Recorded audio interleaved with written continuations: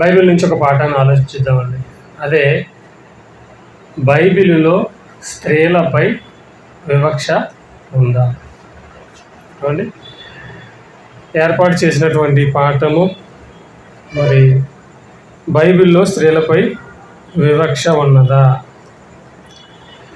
ఎందుకు ఈ యొక్క పాఠాన్ని మనం ఆలోచించాలి, ఎందుకు ఈ పాఠాన్ని మనం నేర్చుకోవాలంటే, ఈరోజు సమాజంలో బైబిల్ యొక్క ఖ్యాతి, బైబిల్ యొక్క గొప్పదనం ఎప్పుడైతే ఎదిగిపోతుందో, పెరుగుతున్నటువంటి యొక్క బైబిల్ ఖ్యాతిని ఎలాగైనా సరే దీనిని తగ్గించాలి. అంతే కదండి. సమాజంలో పెరుగుతున్న బైబిల్ గొప్పతనాన్ని, బైబిల్లో ఉన్న దేవుని గొప్పతనాన్ని ఎలాగైనా సరే తగ్గించి వారి యొక్క మనసులో ఉన్నటువంటి విశ్వాసాన్ని దెబ్బ కొట్టాలి అన్న ఉద్దేశంతో ఎంతోమంది క్రైస్తవేతరులు, అనగా బైబిల్ అంటే ఇష్టం లేని వాళ్ళు, బైబిల్ అర్థం కాని వాళ్ళు ఏం చేశారంటే, ఇదిగో బైబిల్లో ఉన్నటువంటి దేవునికి స్త్రీలపై వివక్ష ఉన్నది అనేసి పుస్తకాలు రాశారు. చాలా పాఠాలు కూడా చెప్పారు. మరి నిజంగా మనం ఆలోచిస్తే సమాజంలో కూడా స్త్రీ ఏం ఆలోచిస్తుందంటే, స్త్రీగా తను అనుకున్నటువంటి ఆలోచన ఏంటంటే, చాలామంది ఆలోచిస్తారు ఏమని, దేవుడు నన్ను ఎందుకు స్త్రీగా పుట్టించాడు, అవునా, దేవుడు నాకు ఎందుకు ఈ జీవితాన్ని ఇచ్చాడు అని బాధపడే స్త్రీలు కూడా ఉన్నారండి. అంటే దేవుడు పక్షపాత ఆలోచించాలి. ఈ ధోరణిలోనే బైబిల్ని మనం ఏ విధంగా తప్పుపట్టాలి, బైబిల్ చదువుతున్నటువంటి, బైబిల్ మీద విశ్వాసం ఉంచినటువంటి యొక్క ప్రజల మనోభావాలను మనం ఏం చేయాలి, దెబ్బతీయాలనే ఆలోచనతో బైబిల్లో ఉన్న విషయాలే.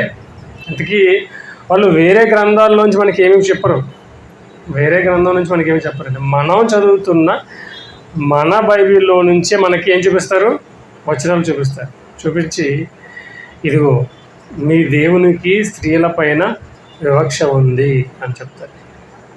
కాబట్టి ఇలాంటి ప్రశ్నలకి సమాధానం మనం ఖచ్చితంగా తెలుసుకుని తీరాలి. దేవుడు ఎలాంటి వాడు మనం చెప్పాలంటే ముందు మనకి పూర్తి అవగాహన దేవుని మీద ఉండాలి, అవునా, అంతే కదండి.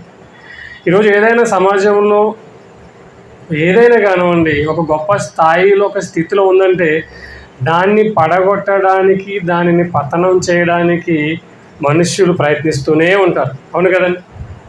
సహజంగా మనుషులు ఎవరైనా ఎదుగుతుంటే వాళ్ళని ఎలా కిందకి దించాలి అని ఆలోచిస్తారు. ఇది సహజంగా మనుషులకు ఉన్నటువంటి ఆలోచన.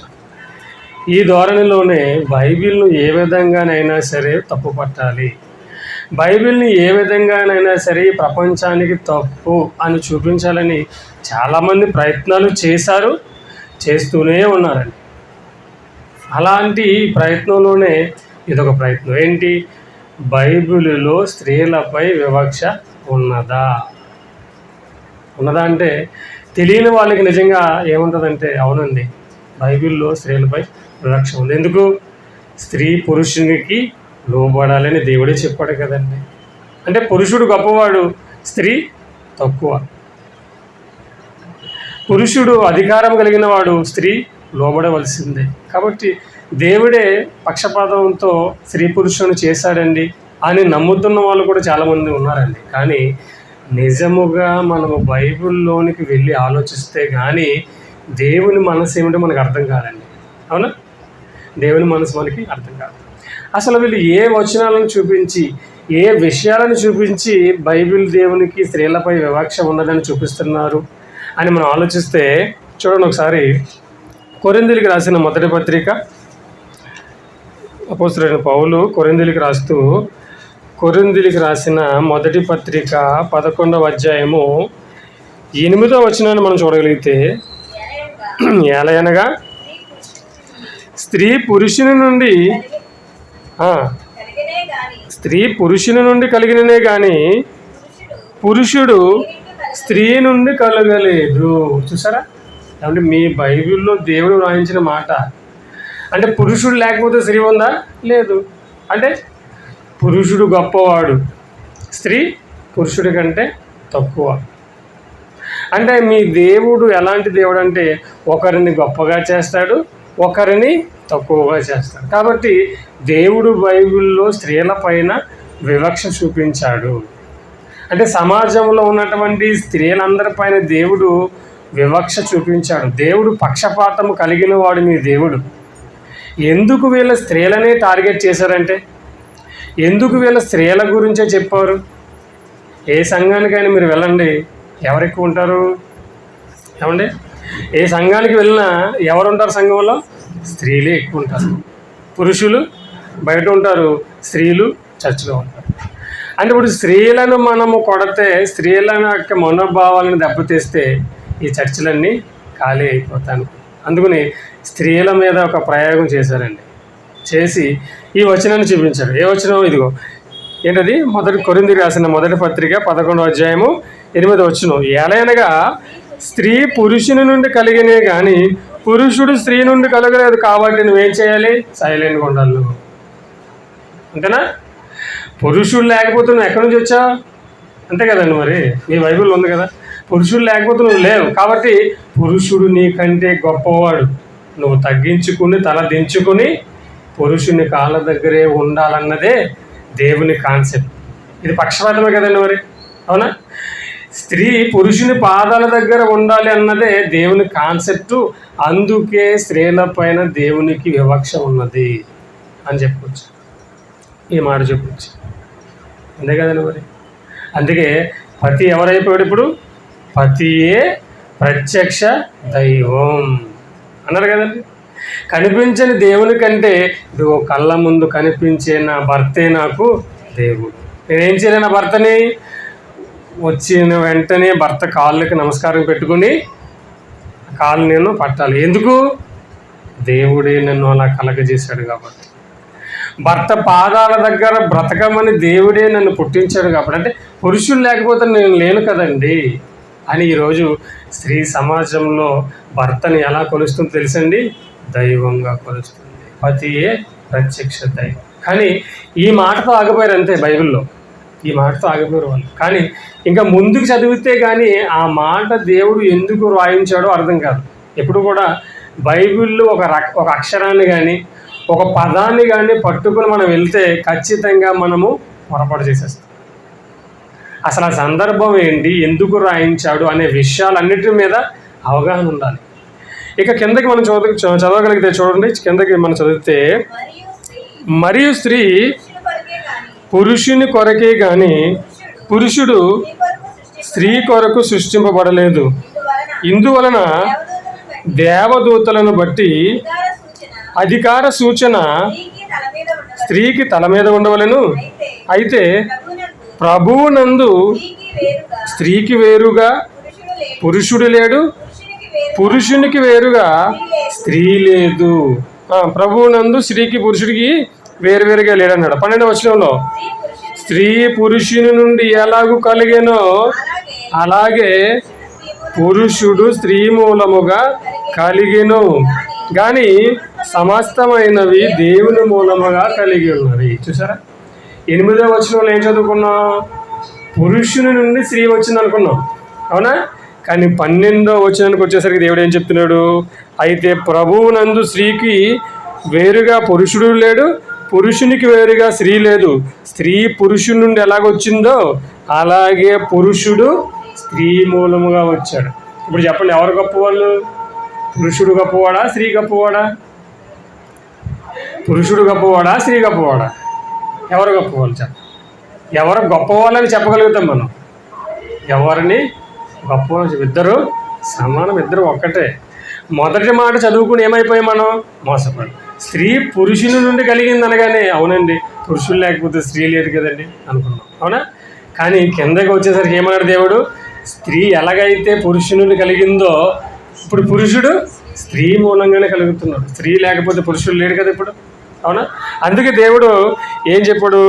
అందుకు దేవుడు ఏం చేశాడు చూడండి. ఆది కాండము 3వ అధ్యాయము, ఆది కాండము 3వ అధ్యాయము 20వ వచనాన్ని మనం చూడగలిగితే, ఆది కాండము 3వ అధ్యాయము, దేవుడైన యెహోవా ఆదాముకును అతని భార్యకును అదే ఆది కాండము 3:20 ఆదాము తన భార్యకు హవ్వాను పేరు పెట్టును, ఏలయనగా ఆమె జీవము గల ప్రతివానికి తల్లి. ఆదాము అందరికీ ఎలా తండ్రి అయ్యాడో అలాగే హవ్వ ఏమైంది, అందరికీ తల్లి. ప్రారంభంలో ఆదాము నుండి మాత్రమే స్త్రీ కలిగింది, ఓకేనా? కానీ ఇప్పుడు పురుషులు రావాలంటే ఎవరు కావాలి? స్త్రీ కావాలి. అందుకే పురుషుని నుండి స్త్రీ ఎలా కలిగినో అలాగే స్త్రీ మూలముగా పురుషులు వస్తున్నారు. స్త్రీ లేకుండా పురుషులు లేరు. ప్రారంభంలో మాత్రమే పురుషుల నుండి స్త్రీ వచ్చింది, కానీ ఇప్పుడు పురుషులు రావాలంటే స్త్రీ కావాలి. అర్థమవుతుందండి? అంటే దేవుడు స్త్రీకి ఎంత గొప్పదనాన్ని ఇచ్చాడో, కలగజేసాడో మనం ఆలోచిస్తుంటే ఎక్కడ కూడా స్త్రీని తక్కువ చేయలేదండి, ఎక్కడ తక్కువ చేయలేదు. ఆదాము లేకపోతే స్త్రీ ఎలా లేదో ఈరోజు స్త్రీ లేకపోతే పురుషుడు లేదు. మా అమ్మగారు లేకపోతే నేను లేదు, వాళ్ళ అమ్మగారు లేకపోతే వాళ్ళు లేదు, మీరు లేకపోతే మీ పిల్లలు లేదు. పురుషుడు ఉన్నా సరే స్త్రీ ఉండాలి. సరే, ఆదామును ఎలా చేశాడో దేవుడు స్త్రీని కూడా అలానే చేశాడు. స్త్రీ పురుషుడు ఇద్దరు దేవుని దృష్టిలో ఎవరు? సమానమే. బైబిల్ రాసింది సుమారుగా 42 మంది ప్రవక్తలు రాశారు.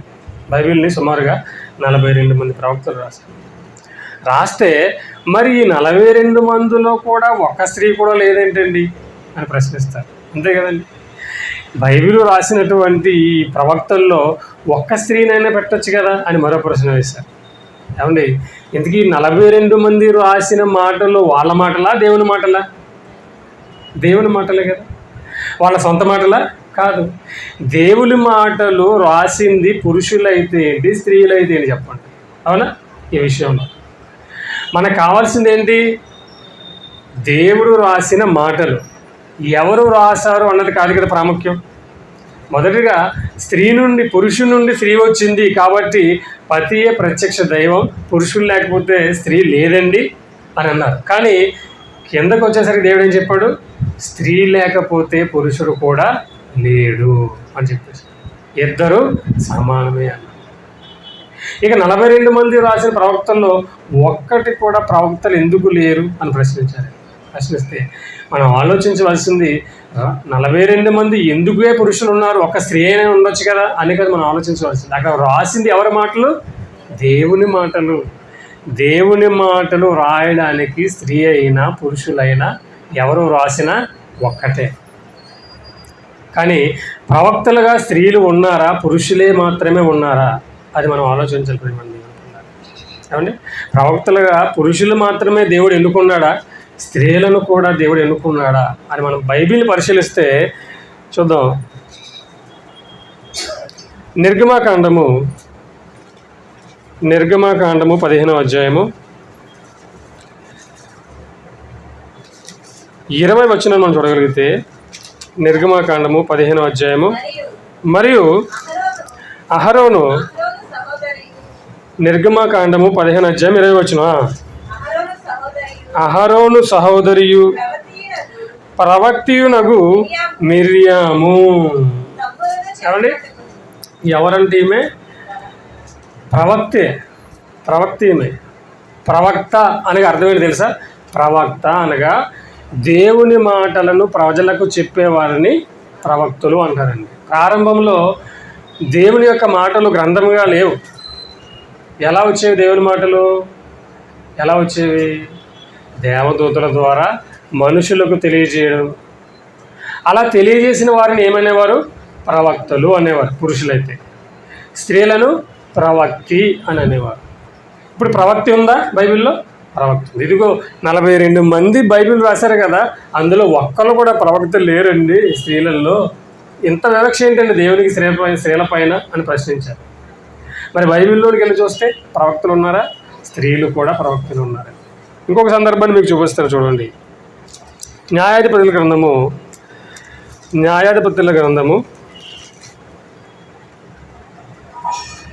4వ అధ్యాయము,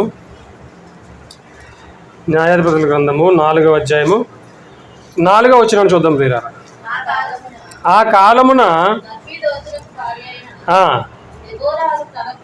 దెబోరాను ప్రవక్తి. ఎవరిమే? ప్రవక్తి. దెబోరా అనేటువంటి ప్రవక్తి. పాత నిబంధనలో చూస్తే స్త్రీలు ఎలా ఉన్నారు? ప్రవక్తిలుగా ఉన్నారండి. దేవుడు పక్షపాత? దేవుడు పురుషులను మాత్రమే ప్రవక్తలు ఎంచుకున్నాడా? బైబిల్లో ఉన్న దేవునికి స్త్రీలపై వివక్ష ఉందని చాలామంది చెప్తున్నారండి.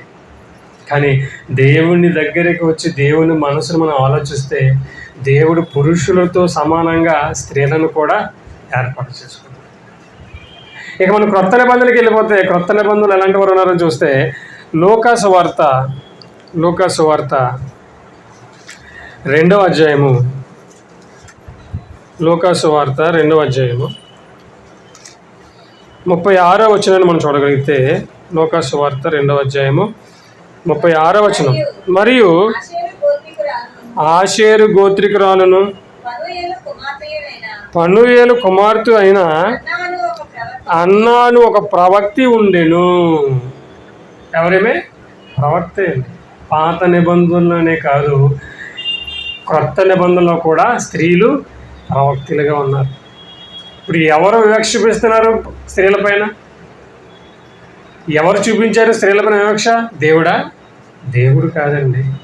అసలు ఎవరు స్త్రీలను అనగదొరుకుతున్నారనే విషయం ఈ పాఠం చివరికి వెళ్ళే కొద్ది మనకు అర్థమవుతుంది. ప్రేమ దేవుని పిల్లలు, నిజంగా దేవుని గురించి కనుక మనం ఆలోచిస్తే మన మనసులో ఉన్నటువంటి ప్రతి ఆలోచనను దేవుడు ఏం చేస్తాడు?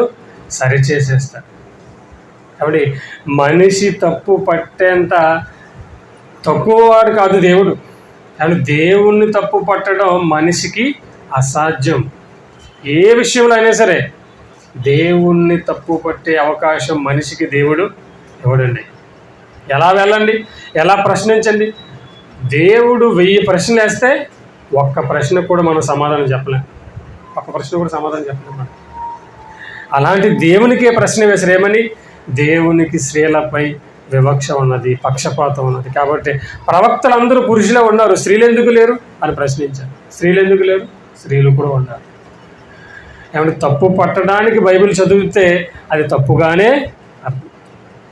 కానీ అర్థం చేసుకోవడానికి, పాటించడానికి, నమ్మడానికి, విశ్వసించడానికి బైబిల్ చదివితే అది విశ్వాసానికి కారణంగానే బైబిల్ మనకి అర్థమవుతుందండి. మన నమ్మకాన్ని ఇంకా అభివృద్ధి చేస్తుంది చదివే కొలది. కానీ తప్పుగా చదివితే తప్పుగానే అర్థమవుతుంది. బైబిల్ అర్థమవుతుందండి. ప్రవక్తలు లేరని అనుకున్నాం, కానీ స్త్రీలు కూడా ప్రవచించారు. స్త్రీలను కూడా దేవుడు ప్రవక్తులుగా ఏర్పాటు చేసుకున్నాడు. ఆదాము హవ్వలు ఇద్దరు తప్పు చేశారా? ఇద్దరు తప్పు చేశారు. ముందు ఆదాము దగ్గరికి వెళ్ళింది సాతాను. వెళ్ళి దేవుడు తినవద్దన్నటువంటి పండును తినమని చెప్పింది. తిన్నాడు ఆదాము? తినలేదు. తర్వాత ఆదాము లేని సమయంలో హవ్వ దగ్గరికి వెళ్ళింది. హవ్వ ఏం చేసింది? మోసపోయిన తర్వాత దేవుడు అవ్వని శిక్షించి ఆదాముని విడిచిపెట్టేశాడా? లేదు. ఏం చేశాడు? దేవుడు ఇద్దరినే శిక్షించాడు. అవునా? ఒకవేళ నిజంగా దేవునికి స్త్రీలపైన వివక్షే ఉంటే ఏం చేయాలి దేవుడు? ఆదాము, వెరీ గుడ్, నేను నీకు ముందు చెప్పాను, నువ్వు తినలేదు, కానీ నీ భార్య మాట విని నేను తినవద్దనే ఫలములు నువ్వు తిన్నావు, కాబట్టి నీ భార్య నిన్ను చెడగొట్టింది కదా, ఓకే, నువ్వు మంచివాడవే, నా మాట విన్నావు, నేను హవ్వను మాత్రమే శిక్షిస్తానన్నాడా? అన్నాడు. ఏమన్నాడు ఆయన? ఇద్దరిని కూడా శిక్షించి. ఒకవేళ నిజంగా దేవునికి స్త్రీలపైన పక్షపాతమే ఉంటే ఏం చేద్దాడు ఆయన? ఏం చేస్తాడు? స్త్రీని మాత్రమే, హవ్వను మాత్రమే శిక్షిస్తాడు. అంతే కదండి. ఉదాహరణకి మన చిన్నపిల్లలు ఉన్నారనుకోండి, 2 పిల్లలు ఉన్నారనుకోండి.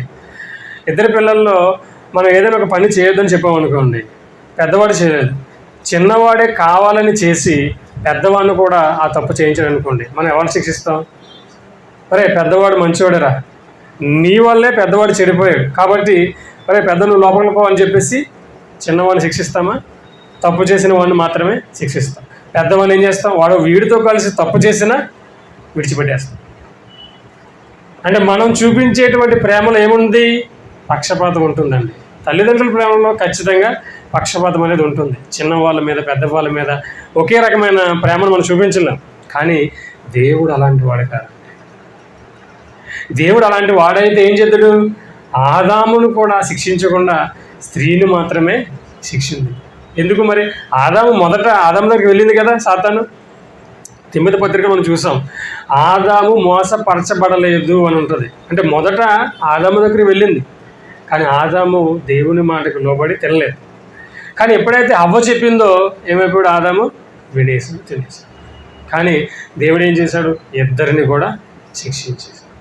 ఒకవేళ నిజంగా దేవునికి పక్షపాతమే, స్త్రీ పైన వివక్ష ఉంటే ఏం చేద్దాడు? స్త్రీని మాత్రమే శిక్షించేవాడు. కానీ అక్కడ అలా జరిగిందా? లేదు. ఇద్దరిని కూడా శిక్షించి ఆ ఏదైనా వదంలో నుంచి బయటికి పంపించేశాడు. కాబట్టి ప్రేమ దేవుని పిల్లారా, ఇలా మనం ఆలోచిస్తే బైబిల్లో ఉన్నటువంటి దేవునికి స్త్రీల పైన వివక్ష ఉన్నదా అని ఆలోచిస్తుంటే ఏ ఒక్క కోణంలో కూడా మనకి దేవుడు స్త్రీపై వివక్ష ఉంచాడు అనే ఆలోచన కనిపించడం లేదు. అవునా? ఇప్పటికీ చాలామంది స్త్రీల మాటల్లో విన్నాం, దేవుడు ఎందుకు నన్ను స్త్రీగా పుట్టించాడు అనే బాధ.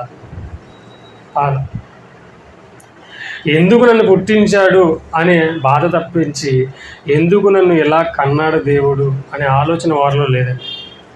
ఒక కుమ్మరివాడు ఒక ముద్ద తీసుకున్నాడు. తీసుకున్నటువంటి ఆ కుమ్మరివాడు తనకు ఇష్టమైన దానిని చేస్తాడు. అవునా?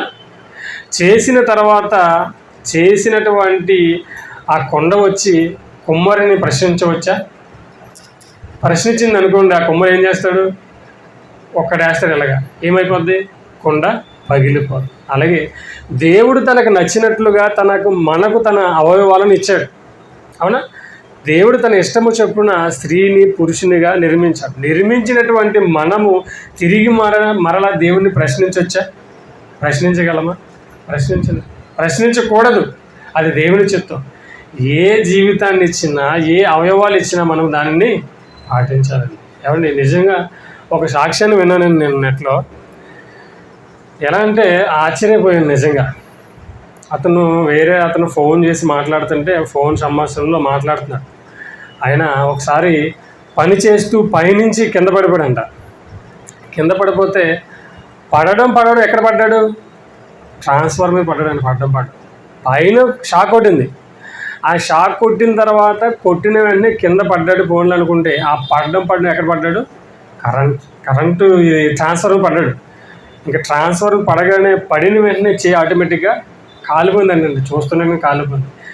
ఈ బుర్ర మొత్తం ఇలా ఇడిపోయిందంట వెనక్కి. మొత్తం విడిపోతే వెంటనే హాస్పిటల్ చేర్చాను. చేర్చిన తర్వాత చేయి కట్ అయిపోయింది. ఇంకా చాలా బాడీ అంతా డ్యామేజ్ అయిపోయింది. బ్రెయిన్ ఆపరేషన్ చేయాలి. ఎన్ని నెలల్లో కానీ చెప్పాడండి. 2 నెలల్లో 3 నెలల్లో ఈ బుర్ర ఇలా ఓపెన్ చేసి ఉంచారంట. అలా ఓపెన్ చేసి ఉంచితే వాళ్ళ అమ్మగారే ఈ కొన్ని వాటర్, మనకి సెలైన్ ఎక్కించే వాటర్ ఉంటుంది కదా, ఆ వాటర్తో ఆ బ్రెయిన్ని క్లీన్ చేశారంట. ఆపరేషన్ చేయడానికి లేట్ అయితే అబ్జర్వేషన్లో పెడితే వాళ్ళ అమ్మగారే ఆ బ్రెయిన్ ఆ వాటర్తో పోసి క్లీన్ చేసిందంట. ఆయన చెప్పడం చూడండి.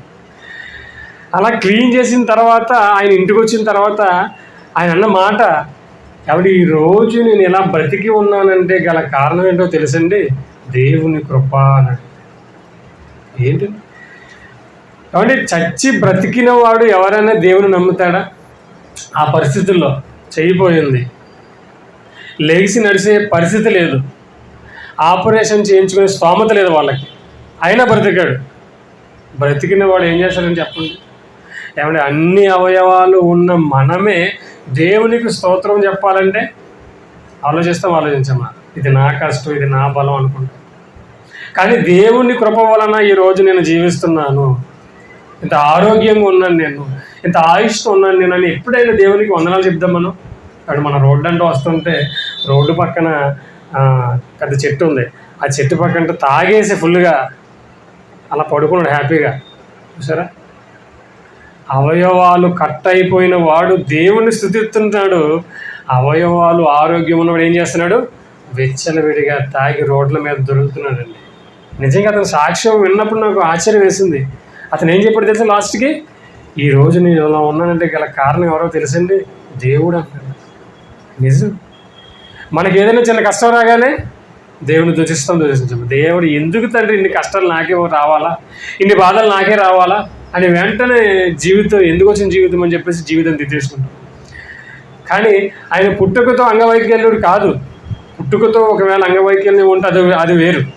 కానీ మధ్యలో కట్టయిపోయి కాళ్ళు కట్టయిపోయి ఇలా లేవలేని స్థితిలో ఒకరి చేత సహాయం చేయించుకునే పరిస్థితి వస్తే ఆ బాధ నిజంగా వర్ణనాతీతమండి. అలా బాధపడుతూ కూడా ఆయన చెప్పిన మాట ఏంటో తెలుసండి, ఈరోజు నేను ఇలా బ్రతుకున్నానంటే గల కారణం దేవుడే అన్నాడండి. అన్ని బాధలు పడి అన్ని శ్రమలు పడినా నువ్వు దేవుని ఇష్టపడుతున్నావు అంటే ఈరోజు మనం దేవుని కోసం ఏం చేయాలి చెప్పండి? ఎంత ఇష్టపడాలి దేవుణ్ణి? ఈరోజు మనం స్థితిలో ఉన్నామంటే దేవుడు మనల్ని ఎంత కాపాడుతున్నాడు చెప్పండి. రోడ్డు మీద వెళ్తుంటేనండి యాక్సిడెంట్లు, ప్రమాదాలు, ఎప్పుడు ఎవరు ఎలా చనిపోతున్నారో తెలియట్లేదు. కానీ ఈరోజు ఇలా మనం బ్రతుకున్నామంటే ఇది మన బలం కాదు, ఇది మన జ్ఞానం కాదు, ఇది దేవుడు మనకి ఇచ్చినటువంటి కృప. అంతేనా? నిజంగా అది వింటే, ఆ మెసేజ్ విన్నప్పుడు నాకు నిజంగా ఆశ్చర్యం వేసింది అనమాట. ఇలాంటి వాళ్ళు కూడా భూమి మీద ఉంటారా? అన్నీ ఉన్న మనమే ఇంకా ఏదో లేదు, ఇంకా ఏదో కావాలని ఆరాటపడతాం. అవునా? మనం తినడానికి అన్నం ఉంది, ఇల్లు ఉంది, అన్నీ ఉన్నాయి. ఆయన ఇంకేదో సంపాదించాలి, ఇంకేదో కావాలనుకుంటాం. కానీ ఆయనకి లేచే స్థితి లేదు, లేవలేడు, ఇంకా మంచం మీద ఉన్నాడు. కానీ ఇది నేను ఇలా ఉన్నానంటే గల కారణం, అలాంటి పరిస్థితుల్లోంచి ఈరోజు బ్రతకనంటే గల కారణం నా దేవుడే అన్నాడు. ఆశ్చర్యపోయాను. చూసారా?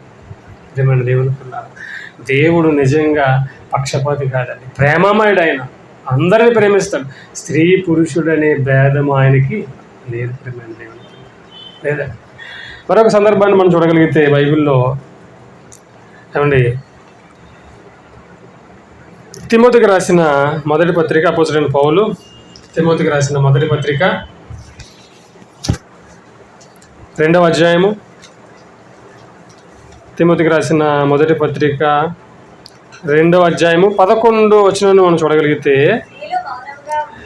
స్త్రీలు మౌనముగా ఉండి సంపూర్ణ విధేయతతో నేర్చుకొనవలెను.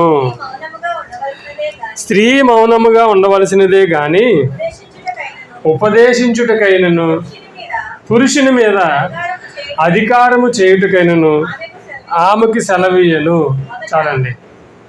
ఏమండి, అంత బాగానే ఉందండి. స్త్రీ పురుషులు సమానమే, దేవునికి పక్షపాతం లేదని చెప్పారు కదా.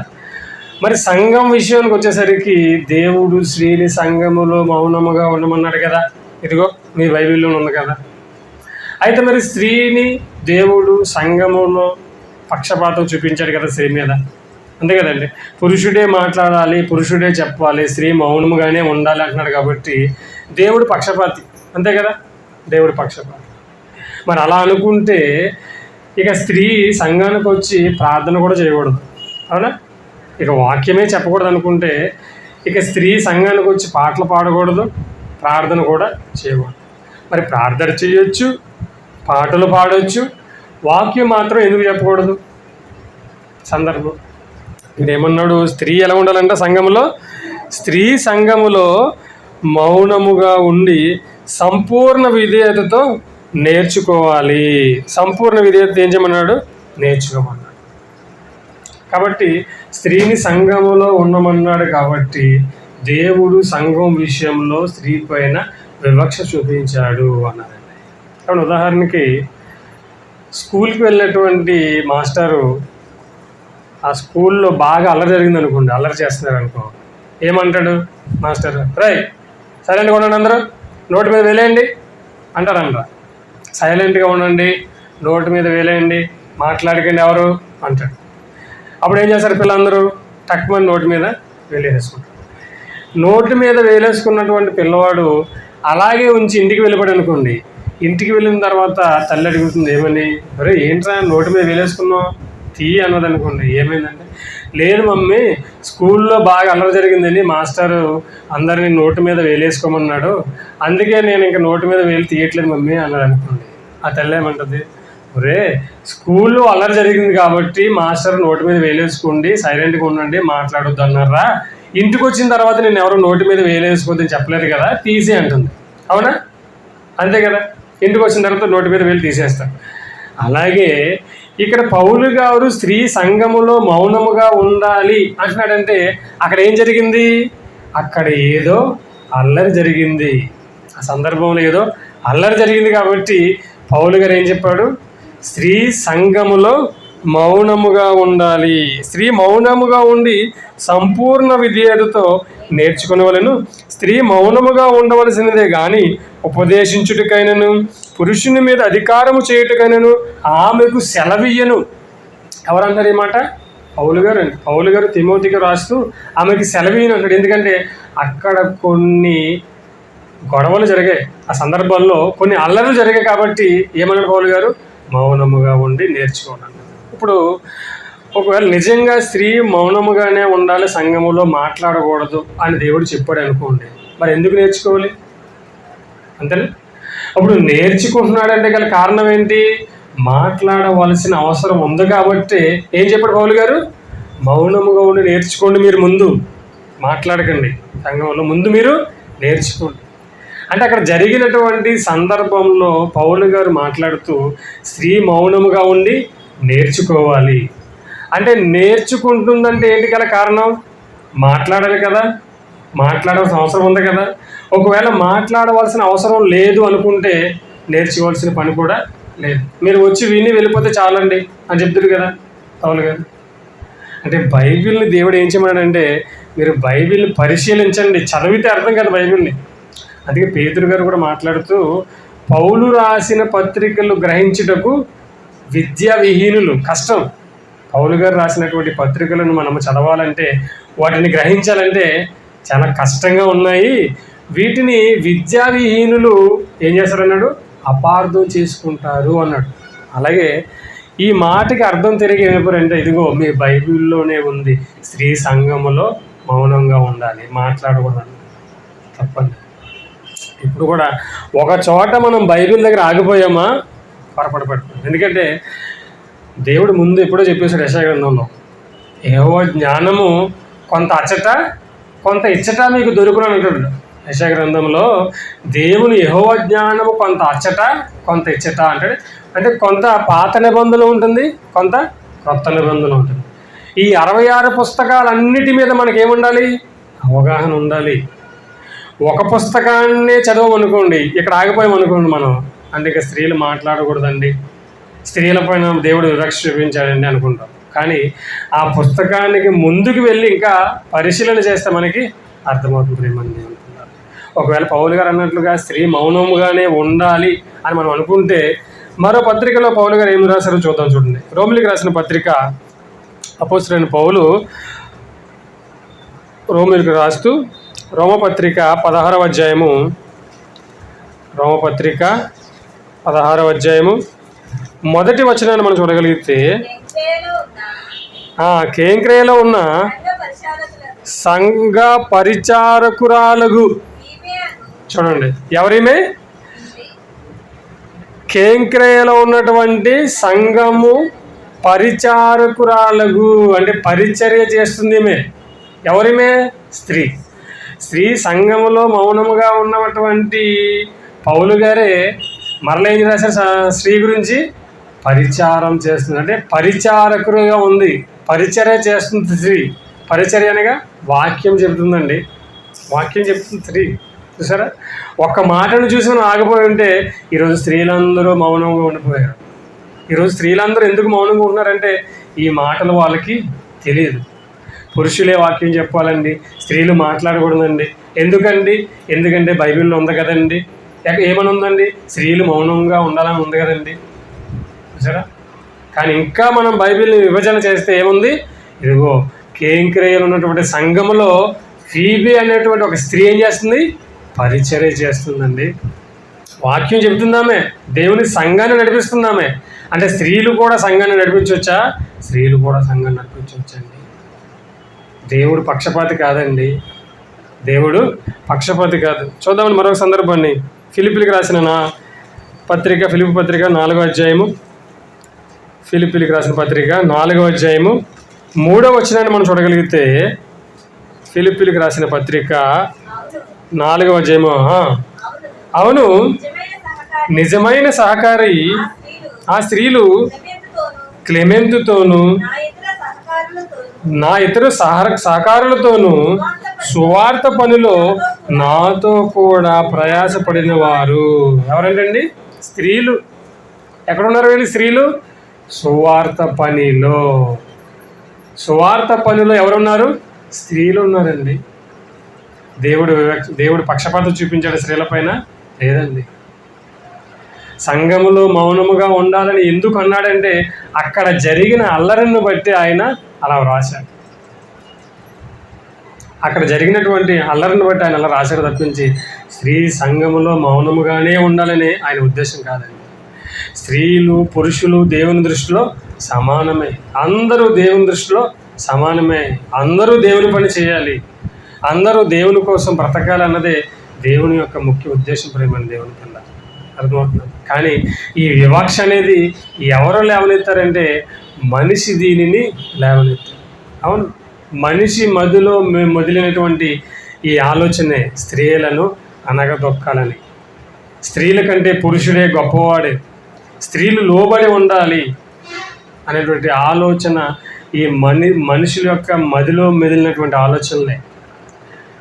అలా ఆలోచించి మనం చరిత్రలోకి వెళ్ళిపోతే స్త్రీని ఎంతో దారుణంగా శిక్షించినటువంటి ప్రయోగాలు కానివ్వండి, చాలా చరిత్రలోకి వెళ్తే చాలా బాధాకరమైనటువంటి విషయాలు ఉంటాయి. స్త్రీలను హింసించిన విషయాలు చాలా ఉంటాయి. ప్రేమ దేవుని పిల్లలు. కానీ దేవుడు స్త్రీని ఎప్పుడు కూడా పక్షపాతంతో చూడలేదు. దేవుడు ఆత్మను సృజించాడు అంతే. ఆత్మను స్త్రీని గాను పురుషుని గాను విభజించాడు. ఆత్మ ఒకటే, దేవునిలో నుంచి వచ్చే ఆత్మ ఒకటే. ఇప్పుడు మీలో ఉన్న ఆత్మ నాలో ఉన్న ఆత్మ ఒకటే, కానీ నాపై ఉన్నటువంటి దేహమే వేరంతే. అవునా?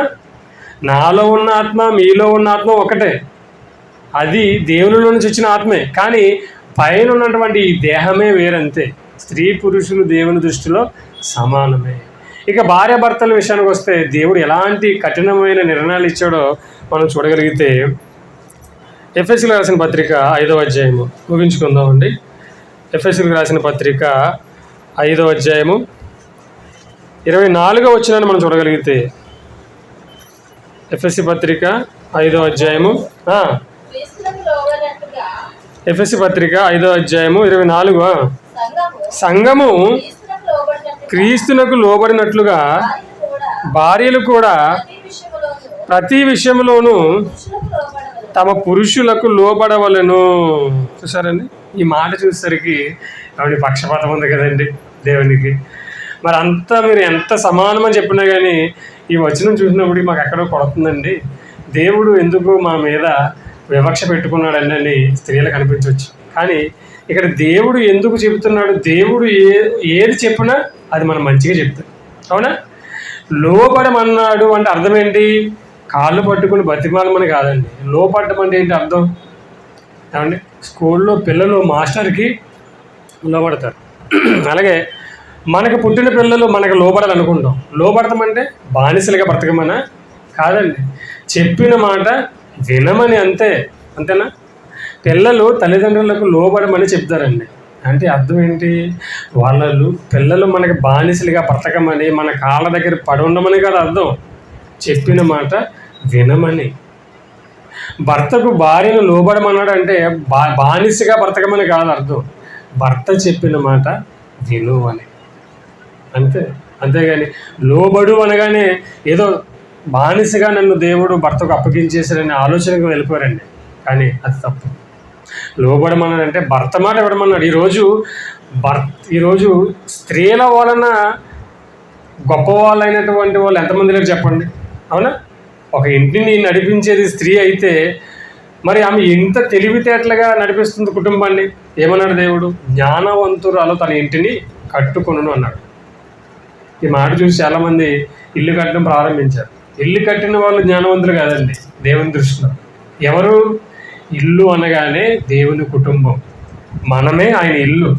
జ్ఞానవంతుడు ఏం చేస్తుందంట? తన పిల్లలందరినీ కూడా దేవుని అనే ఇంటిని కడుతుంది. దేవునిలో తన కుటుంబాన్ని నడిపిస్తుందన్నమాట. దేవునిలో తన కుటుంబాన్ని పెంచుతుంది. అలాంటిది ఎవరంట? అలాంటి స్త్రీ జ్ఞానవంతురాలు. సరే, అంటే స్త్రీల వలన ఈరోజు పురుషులు గొప్పవాళ్ళు అయిన వాళ్ళు చాలామంది ఉన్నారండి. ఏమండి? అంటే భర్తకు లోబడు అన్నాడంటే భర్త మాట వినమ్మా. అలా వినడం వలన మీరేమవుతారు? ఎప్పుడు ఒక్కడిగా ఉంటారని అర్థం. ఇంకా కిందకి మనం చదువుకుంటూ వెళ్ళిపోతే 28వ వచనంలో చూడండి, 28వ వచనంలో, అటువలనే పురుషులు కూడా తమ సొంత శరీరము వలె తమ భార్యలను ప్రేమింపబద్ధులై ఉన్నారు. చూసారండి, అటువలనే పురుషులు కూడా తమ సొంత శరీరము వలె తమ భార్యలను ప్రేమించాలి. స్త్రీలనే లోబడమన్నాడు అనుకుంటా లేదండి, పురుషులను ఏం చేయమన్నాడు? తమ సొంత శరీరాన్ని ఎలా ప్రేమిస్తాం మనం? ఉదయం లేవగానే ఏం చేస్తాం? ఉదయం లేవగానే అద్దం చూసుకుంటాం, బ్రష్ చేసుకుంటాం, ఆకలి అనగానే టిఫిన్ చేసేస్తాం. ఈ శరీరానికి ఏం కావాల్సిన పెట్టేస్తాం. ఎంత ప్రేమిస్తాం చెప్పండి శరీరాన్ని? చాలా ప్రేమిస్తాం. ఈ శరీరాన్ని నువ్వు ఎంతైతే ప్రేమించుకుంటున్నావో అలాగే నీ భార్యను ప్రేమించబద్ధుడివై ఉన్నావు. అంటే నీ భార్యకు దెబ్బ తగిలితే నీకు దెబ్బ తగిలినట్టుగా నువ్వు ఫీల్ అవ్వాలి. నీ భార్య బాధపడితే నీకు బాధ కలిగినట్టుగా నువ్వు ఫీల్ అవ్వాలి. చూసారా, ఇది దేవుడు పెట్టినటువంటి విధి అండి. ఇది దేవుడు పక్షపాతి కాదు.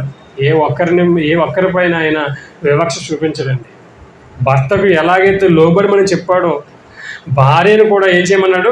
ప్రేమించబద్ధుడివై ఉన్నావు. ప్రేమించాలి. ఇంకా ముందుకు వెళ్తే ఆయన అంటాడు, నీ భార్యను నువ్వేం చేయాలి? నిష్ఠూర పెట్టొద్దు అంటాడండి. నిష్ఠూర పెట్టొద్దు అంటాడు. చూడండి, పేతురు రాసిన మొదటి పత్రిక 3వ అధ్యాయము, పేతురు రాసిన మొదటి పత్రిక 3వ అధ్యాయము 7వ వచనాన్ని మనం చూడగలిగితే, అటువలనే పురుషులారా జీవము గల కృపావరములో మీ భార్యలు మీతో పాలివారై ఉన్నారని ఎరిగి ఎక్కువ బలహీనమైన ఘటమని భార్యను సన్మానించి మీ ప్రార్థనలకు అభ్యంతరము కలగకుండా జ్ఞానము చొప్పున వారితో కాపురం చేయండి. చూసారా, దేవుడు భర్తకు లోబడమని చెప్పిన తర్వాత భార్య గురించి ఎన్ని చెప్పాడు చెప్పండి? నీ భార్యను నువ్వు ఎలా ప్రేమించుకుంటున్నావో అలా ప్రేమించాలని చెప్పాడు. అవునా? అలాగే మరలా ఏం చేయమన్నాడు? నీ భార్యను సన్మానించి మరొక మాట ఏంటనుకున్నారు? ఇదిగో, జీవము అనే కృపావరములో మీ భార్యలు కూడా మీతో పాలివారు. జీవం అనే కృపావరం, నిత్య జీవానికి వెళ్ళేటువంటి ఈ కృపావరంలో మీ భార్యలు కూడా మీతో పాలివారు ఉన్నారు. కాబట్టి మీ భార్యలు ఏం చేయమన్నాడు? సన్మానించండి, ప్రేమించండి. అర్థమవుతుందండి? ఎంత గొప్పగా దేవుడు స్త్రీల గురించి రాయించాడు చెప్పండి. ఇంత గొప్పగా దేవుడు స్త్రీల గురించి రాయిస్తే ఎవరండి చెప్పారు బైబిల్లో స్త్రీలపై వివక్ష ఉందని? ఏమండి? ఇక గట్టిగా మాట్లాడమంటారా? ఇక గట్టిగా మాట్లాడితే రూతు, ఎస్తేరు గ్రంథాలు ఉన్న బైబిల్లో తెలుసా? ఒక స్త్రీ పేరు మీద గ్రంథమే ఉంది, ఎస్తేరు గ్రంథం, రూతు గ్రంథం. ఎవరనుకుంటున్నారు? ఈ రూతు అన్యురాలిమే, మోయాబీరాలు, స్త్రీ, ఇశ్రాయేలీయురాలు కూడా కాదు ఈమె. ఒకవేళ నిజంగా దేవుడికి స్త్రీపై వివక్ష ఉంటే అన్యురాలైనటువంటి ఆ రూతుని ఈ బైబిల్ గ్రంథంలో పెడతాడా? చూడండి, ఆలోచించండి. అన్యురాలు, మోయాబీరాలైనటువంటి రూతు గురించి దేవుడు బైబిల్లో రాయించి ఒక గ్రంథంగా పెట్టించాడండి. ఆ రూతు ద్వారానే ఇప్పుడు ఎవరు వచ్చారు మనకి లోకంలోనికి? లోకరక్షకుడైన యేసుక్రీస్తు వచ్చాడు. రూతు ద్వారా తెలుసు మీకు చరిత్ర, రూతు చరిత్ర. ఎంత గొప్పవాడండి దేవుడు. దేవుడిని తప్పు పట్టడానికి మనిషి ఎంతటి వాడు చెప్పండి. ఎప్పుడు చెప్తుంటాను నేను, ఏనుగు ముందు చేమెంత ఉండదు చూసారా, అంత మనం దేవుని ముందు ఎంత చెప్పండి. దేవుడు లోబడు అన్నాడంటే లోబడు, నీకు మేలు జరుగుతుంది. లోబడమన్నాడంటే అందరికి లోబడతాం ఏంటండి? కుటుంబాన్ని బాధ్యతగా పోషించే భర్తకి లోబడు, తప్పలేదు. అంతేగాని ఇష్టం వచ్చినట్లు తాగి తిరిగి రోడ్లలో తిరిగి వారికి లోబడితే ప్రయోజనం ఏంటి చెప్పండి? అవునా? కాబట్టి ప్రియమైన దేవుని పిల్లారా, బైబిల్లో దేవునికి స్త్రీల పైన వివక్ష లేదు. కానీ ఎవరికొందో వివక్ష? ఇదిగో ఈ భూమి మీద పుట్టుకొచ్చిన మనుషులందరికీ కూడా వివక్షే. వీళ్ళ స్త్రీలని తక్కువగా చూడటం, స్త్రీల పైన ఒక విధమైనటువంటి ఆచారాలు పెట్టి, ఒకప్పుడు ఒక ఆచారం ఉండదండి, ఏడు తెలిసినది సతీ సహగమనం అని ఒక ఆచారం ఉండేది. ఆ ఆచారాన్ని కందుకూరి వీరేశలింగం పంతులు గారు దాన్ని ఖండించి ఇది తప్పులా చేయొద్దన్నారు. ఏంటనుకున్నారు? అది సతీ సహగమనం అంటే భర్త చనిపోతే ఆ భర్తతో పాటు స్త్రీని కూడా చంపేయనండి. ఎంత దారుణం చెప్పండి. ఎవరికి ఉంది ఇప్పుడు చెప్పండి? సమాజానికి ఉందా స్త్రీ పైన వివక్ష? దేవునికి ఉందా? సమాజంలో ఉన్న పెద్దలన్న వాళ్ళకి వివక్ష స్త్రీ అంటే, కానీ దేవునికి ఎవరు? స్త్రీ పురుషులు ఇద్దరు సమానమే. చివరిగా ఒక మాట ముగిస్తాను. గలతీలకు రాసిన పత్రిక 3వ అధ్యాయము, గలతీలకు రాసిన పత్రిక అపోస్తలుడైన పౌలు 3వ అధ్యాయము 28వ వచనాన్ని మనం చూడగలిగితే, గలతీ పత్రిక 3వ అధ్యాయము 28. ఇందులో యూదుడని గ్రీసు దేశస్థుడని 27వ వచనం నుంచి చూద్దామండి. 27, క్రీస్తులోనికి బాప్తిస్మం పొందిన మీరందరూ క్రీస్తుని ధరించుకొని ఉన్నారు. ఇందులో యూదుడని గ్రీసు దేశస్థుడని లేదు, దాసుడని స్వతంత్రుడని లేదు, పురుషుడని స్త్రీ అని లేదు, యేసుక్రీస్తునందు మీరందరూ ఏకముగా ఉన్నారు. చూసారండి, యేసుక్రీస్తునందు మీరంతా ఎవరంట? ఏకముగా ఉన్నారు. ఏమండి, నిజంగా ఇప్పటివరకు ఒకవేళ నన్ను దేవుడు ఎందుకు స్త్రీగా పుట్టించారని బాధపడుతున్నారేమో, బాధపడకండి. దేవునికి మీ పైన నమ్మకం ఏంటి? మీరు స్త్రీగా ఈ లోకానికి వెళ్ళి మీ పిల్లలకు మీరు జన్మనిచ్చి ఆ పిల్లలను మీరు దేవునిలో పెంచుతారు. మీ భర్తలు ఒకవేళ లోకంలో ఉంటే వాళ్ళను మీ ప్రవర్తన ద్వారా మారుస్తారనే నమ్మకంతో దేవుడు మిమ్మల్ని లోకానికి స్త్రీగా పుట్టించాడు. అర్థమవుతుందండి? దేవునికి మీ పట్ల ఉన్నటువంటి సంకల్పం ఇది. స్త్రీ అయితే, పురుషుడైతే నా పట్ల ఉన్నటువంటి నమ్మకం, నేను ఈ లోకానికి వెళ్ళి ఏమండి దేవుని మాటలు నేర్చుకుని భార్యను వివాహం చేసుకుని పిల్లలను కానీ ఆ పిల్లల్ని దేవునిలో పెంచుతానని, నాకు నేను నేర్చుకున్న జ్ఞానాన్ని దేవుని పక్షాన ఈ ప్రజలకు చెబుతాననేటువంటి నమ్మకంతో దేవుడు నాకు ఈ శరీరాన్ని ఇచ్చాడు. అర్థమవుతుందా? అంతే తప్ప మీకు దేవుడు శరీరాన్ని స్త్రీకి ఇచ్చాడని, నాకు ఈ పురుషు యొక్క శరీరాన్ని ఇచ్చాడని దేవునికి ఎటువంటి వివక్ష మన పైన లేదు. ఎవరిపైన, ఇద్దరి పైన కూడా దేవునికి ఒకటే ఆలోచన. ఏంటి?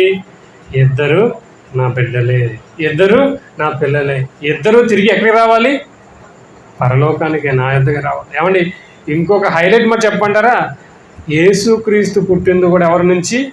స్త్రీ నుండే. ఇంతకంటే గొప్ప చేయడానికి ఏం కావాలి చెప్పండి బైబిల్లో దేవునికి? ఎంతకంటే మంచి కావాలా? ఈ లోకంలో ఎవరి పాపాన్నైనా కడగాలంటే ఎవరి రక్తం అవసరం? యేసుక్రీస్తు రక్తం. ఆ రక్తం ఎక్కడి నుండి వచ్చింది? ఆ శరీరం ఆయనకి ఎక్కడి నుండి వచ్చింది? స్త్రీ నుండి వచ్చిందండి. ఎందుకండి స్త్రీలకు నా జీవితం ఇలా అయిపోయిందని బాధపడతారు? ఎంత గొప్పవాళ్ళు చూడండి స్త్రీలు అంటే. ఇంకో విషయం మీకు తెలుసా? మొట్టమొదటిగా సువార్తను ప్రకటించింది ఎవరో తెలుసండి? స్త్రీ. ఎవరు చెప్పారు? శిష్యుల వద్దకు వెళ్ళి స్త్రీ కదా, మరియ వెళ్ళింది, చూసింది అక్కడ యేసుప్రభువు లేడు. వెంటనే వెళ్ళి ఎవరికి చెప్పింది సువార్త? శిష్యులతో చెప్పింది. ఎవరు మొట్టమొదటిగా సువార్త చేసింది? స్త్రీ. ఎవరిని ఎంత అందలం ఎక్కితే దేవుడు స్త్రీని ఎవరండి చెప్పారు స్త్రీ పైన దేవునికి వివక్ష ఉందని? లేదండి. స్త్రీలన్నా పురుషులన్నా దేవుని దృష్టికి సమానమే. అందరూ దేవునికి ఇష్టమే, అందరూ దేవుని పిల్లలే. అర్థమవుతుందా? ఈ భూమి మీద ఉన్నంత వరకే మీ పేరు స్త్రీ, నా పేరు పురుషుడు. ఈ దేహాన్ని విడిచిపెట్టగానే నీవు నేను ఆత్మలో, స్త్రీ పురుష భేదాలు అక్కడ ఉండవు. కాబట్టి దేవునికి స్త్రీల పైన ఎలాంటి వివక్ష లేదు. దేవుడు ప్రేమామయుడు, దేవుడు పక్షపాతి కాదు. అందరూ కూడా దేవుణ్ణి ప్రేమించి, దేవుడు మనల్ని ఎలాగైతే ప్రేమించి మనల్ని ఎలాగైతే భూమి మీద జీవించమన్నాడో అలా జీవించి దేవుడు ఉన్నటువంటి ఆ మహాలోకానికి చేరుకోవాలని కోరుకుంటూ ఈ నా మాటలు ముగిస్తున్నాను.